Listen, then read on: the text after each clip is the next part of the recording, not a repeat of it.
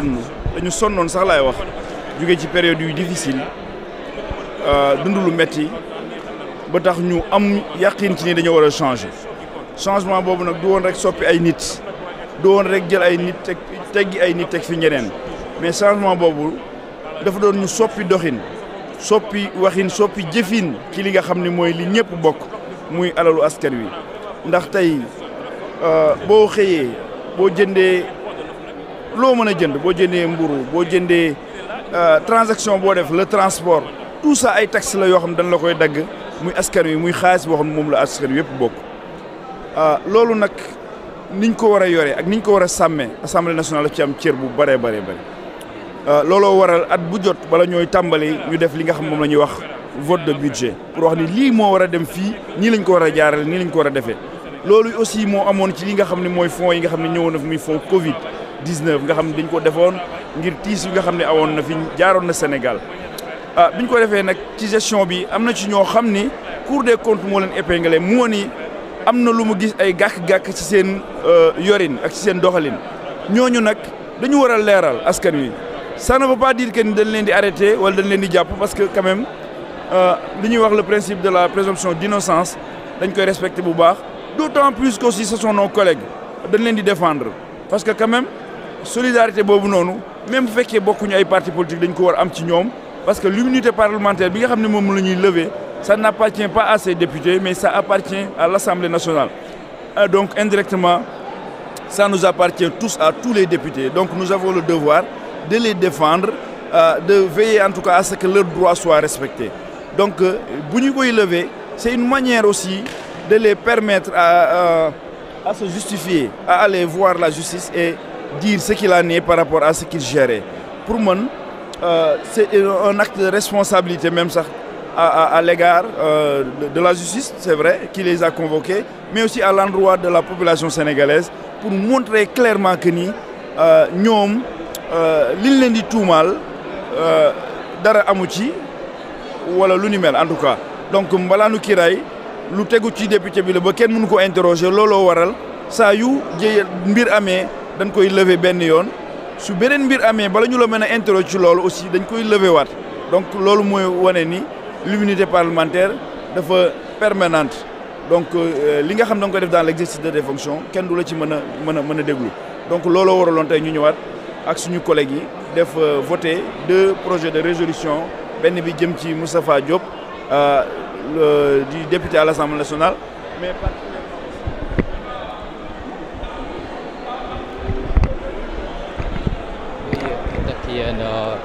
le président de la commission de la maître Tall aussi am réaction.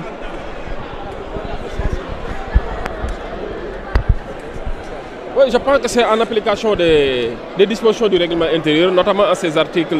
34 et 52, et également de l'article 61 de la Constitution, effectivement, qui disent que pour un député qui doit faire l'objet d'une procédure judiciaire, effectivement, il est institué une commission ad hoc. Et la commission ad hoc doit être ratifiée après une réunion de la commission des lois qui a été saisie au fond par la conférence des présidents. La commission ad hoc a été instituée par la commission des lois, instituée également sur proposition des groupes parlementaires et des non-inscrits, conformément à l'article 34 du règlement intérieur. Et la loi dit qu'effectivement, ça doit faire l'objet d'une ratification avant le début des travaux. Et incessamment, nous allons convoquer la commission pour instituer le bureau de la commission ad hoc, qui sera composé de 4 membres, le président, 2 vice-présidents et un rapporteur. Et à la suite de cela, on va fixer un calendrier de travail. Calendrier de travail consistant d'abord à mettre à disposition le dossier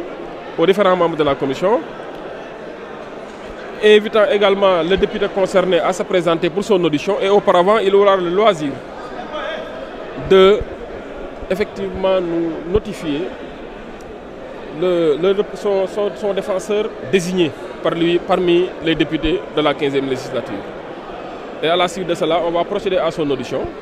et éventuellement statuer sur la recommandation de la levée ou non de son immunité parlementaire.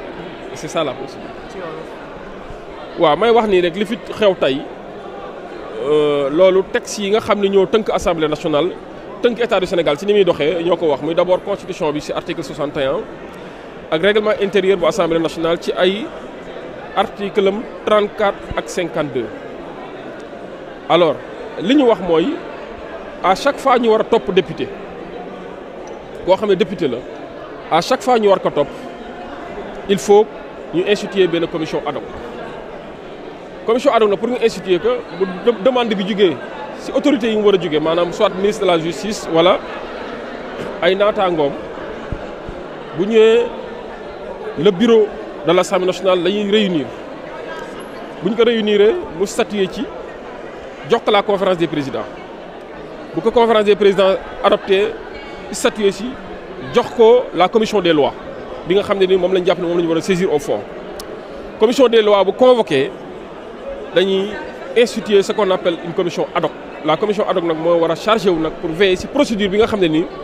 moo war a aboutir à la levée ou non de l'immunité parlementaire du député concerné. commission des lois nag dina rappeler ne bu ñuy instituer commission ad hoc gi ñu ngi désigner membres yi au prorata des groupes administrativement constitués maanaam les groupes parlementaires et des non inscrits. yàlla dafa def nag comme 11 membres la toujours groupe Pastef les patriotes da cee war a am 9 benn day jóge ci takku wàllu beneen day jóge ci non inscrits yi. bu ko defee nag bu ñu paree ci loolu dañ koy soumettre plénière bi ñu ratifier ko bu ñu ko ratifier ba pare nag après nag ci la ñuy jublu nag ci liggéey bi jublu ci liggéey bi mooy d'abord ñu constituer la commission ñu convoquer la commission te dinañ ko def léegi ci heure yi di ñëw pour constituer ce qu'on appelle le bureau de la commission bi nga xam ne dina am ñeenti membres président bi ñaari vice-président ak benn rapporteur. buñ ci paree ñu définir ce qu'on appelle un calendrier de travail te calendrier de travail nekk lu dul saytu dossier bi mettre ko à disposition de tous les membres bu ñu paree ñu informer député concerné bi wax ko ne que dinañ la soxla pour audition jox ko bi bés fàttali ko ne que tamit am na droit mu désigner un défenseur maanaam kuy nekk avocat am ci député yi su ko defee nag bu ñëwee. ñu daal di statuer ci li nga xam ne mooy demande bi buñ ci paree nag commission kese lañ dañ koy delloowaat plénière parce que plénière moo habilité moo am souveraineté pour teggi mbalaan wala ñàkk teggi mbalaan dañuy proposer rek plénière bi nag ñoo am impérium pour teggi mbalaan wala bañ a teggi mbalaan bu ko defee nag bu teggee mu dem uyu ji yoon bu teggiwul tamit mu des loolu mooy loi bi.